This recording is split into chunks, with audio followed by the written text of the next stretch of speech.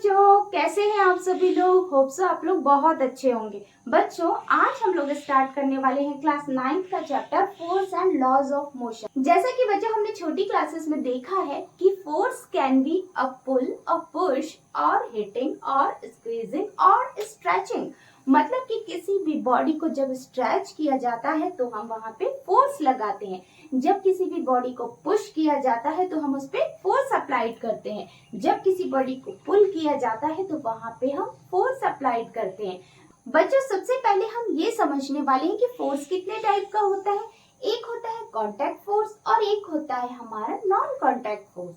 Contact force का मतलब होता है कि जब बॉडी कांटेक्ट में हो तो हम उसे कांटेक्ट फोर्स कहते हैं। जैसे कि अगर हमें किसी बॉडी को पुल करना पड़ेगा, पुश करना पड़ेगा, या फिर उसे हिट करना पड़ेगा, या उसे स्क्वीज करना पड़ेगा, या फिर उसे स्ट्रेच करना पड़ेगा, उस कंडीशन में हम क्या करेंगे, कहीं ना कहीं बॉडी को टच करेंगे, तो वो हमारा कांटेक्ट फोर्स होता है। जिसमें दो बॉडी टच में आती है उसे हम वहां पे कांटेक्ट फोर्सेस कहते हैं। मीन्स बच्चों, कांटेक्ट फोर्स को हम मैकेनिकल फोर्स भी कह सकते हैं। अब कांटेक्ट फोर्स में एक फोर्स हमारा मस्कुलर फोर्स होता है।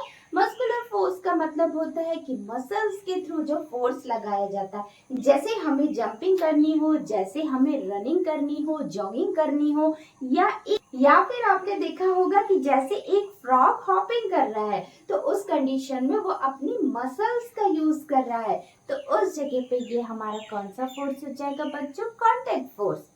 एक फोर्स होता है हमारा फ्रिक्शनल फोर्स, जिसकी वजह से हम इजीली सरफेस पे चल पाते हैं। अगर मान लीजिए फ्रिक्शन एकदम सरफेस से खत्म हो जाए तो उस कंडीशन में क्या होगा, हम एकदम से स्लिप हो जाएंगे। अब जो हम लोग देखने वाले हैं non contact forces. Non contact forces मतलब कि हमारी जो दो बॉडीज हैं वो यहाँ पे कांटेक्ट में नहीं है पर फिर भी वहां पे फोर्स जनरेट हो रहा है। जैसे आपने देखा होगा कि मैग्नेटिक फोर्स जो दो मैग्नेट के बीच में लगता है, अगर मैग्नेट एक डिस्टेंस पे भी होंगी तो भी उनके बीच में एक फील्ड जनरेट होगा, मैग्नेटिक फील्ड, जहां पे अगर हम किसी भी आयरन की बॉडी को, आयरन के ऑब्जेक्ट को लेकर के आएंगे तो वो वहां पे एक तरह का फोर्स फील करेगा, एक तरह का फोर्स एक्सपीरियंस करेगा। इसी तरह से हमारा इलेक्ट्रोस्टैटिक फोर्स भी होता है, इलेक्ट्रिक फोर्स भी होता है, जो कि हमारा नॉन कांटेक्ट फोर्स होता है। क्योंकि उस कंडीशन में, जैसे इलेक्ट्रोस्टैटिक फोर्स की कंडीशन में क्या मीन्स कि अगर आप किसी स्केल को या किसी कॉम को इस तरह से रब करते हैं और वहां पे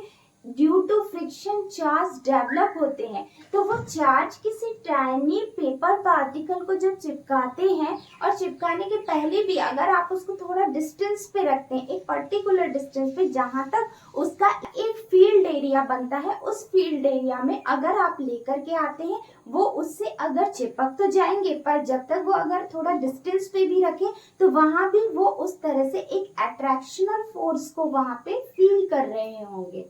या हमने एक वीडियो के थ्रू एक एक्टिविटी को समझाया था कि दो हमने स्ट्रॉ ली थी और एक स्ट्रॉ को हमने चार्ज किया था और सेकेंड स्ट्रॉ को जब हम उसके पूरे अराउंड लेके गए थे तो कांटेक्ट में किया भी नहीं था, तब भी वो सेकेंड स्ट्रॉ को इस तरह से मूव कर रही थी। और बच्चों, स्ट्रॉ वाले वीडियो का जो लिंक था उसे मैंने यहाँ डिस्क्रिप्शन बॉक्स में दिया हुआ है, तो आप वहां से जाके इस एक्टिविटी को देख भी सकते हैं। और इसी तरह से ग्रेविटेशनल फोर्स भी जो होता है बच्चों, वो भी हमारा नॉन कांटेक्ट फोर्स होता है। जैसा कि हम जानते हैं कि किसी भी बॉडी को एक हाइट से ड्रॉप किया जाता है तो वो अर्थ के सरफेस पे आकर ही गिरती है, तो इसका मतलब है कि अर्थ में यहाँ पे ग्रेविटेशनल फोर्स है और वो किसी बॉडी को अपनी तरफ अट्रैक्ट कर रहा है। अब हम देखने वाले हैं बच्चों effects of forces.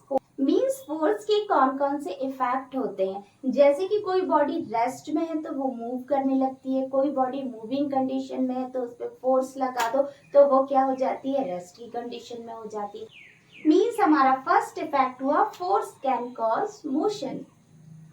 Second effect होगा हमारा बच्चों force can stop motion. Means अगर एक बॉल मूव करते जा रही है तो उस कंडीशन में हम चाहें तो उसे स्टॉप कर सकते हैं और चाहें तो इसे मूव भी कर सकते हैं। कैसे कर सकते हैं? With the help of force. तो अगर एक बॉल रोल करते जा रही है और अगर एक प्लेयर चाहे कि उसे स्टॉप करना है या उसे उसके मोशन को कुछ कम करना है तो वो उस पर क्या अप्लाई कर सकता है बच्चों? फोर्स। थर्ड इफेक्ट होगा बच्चों, force can change the direction of motion. Means अगर कोई भी प्लेयर अगर वो प्ले कर रहा है तो उस कंडीशन में अगर उसके बैट पे आने वाली जो बॉल है अगर वो उसे हिट करेगा तो बॉल जिस डायरेक्शन से आ रही थी अब वो उसकी डायरेक्शन को क्या कर लेगी बच्चों? चेंज कर लेगी। ये कैसे हुआ? With the help of force. Fourth effect होगा बच्चों, force can change the speed of a moving body. Means कोई बॉडी जैसे मूव कर रही है, टायर मीन्स अगर मूव कर रहा है तो उस कंडीशन में अगर हम उसे और फोर्स देते हैं तो उस कंडीशन में उसकी जो स्पीड है वो बढ़ जाएगी। तो फिफ्थ इफेक्ट ऑफ फोर्स में क्या आएगा? Force can change the shape and size of the body. मतलब कि अगर मैं एक बॉल को लेती हूँ, रबर बॉल को, और उससे इस तरह से मैं प्रेस करती हूँ तो उसका शेप और साइज जो होगा वो चेंज हो जाएगा। इसके लिए एक एग्जांपल ये भी है कि अगर आप एक स्प्रिंग को लेते हैं और उसे स्ट्रेस्ड करते हैं और उसे कंप्रेस करते हैं, दोनों कंडीशन में आप उसके ऊपर क्या लगा रहे हैं बच्चों? फोर्स लगा रहे हैं, जिसकी वजह से क्या होगा? उसका साइज और उसका शेप दोनों ही चेंज हो जाएंगे।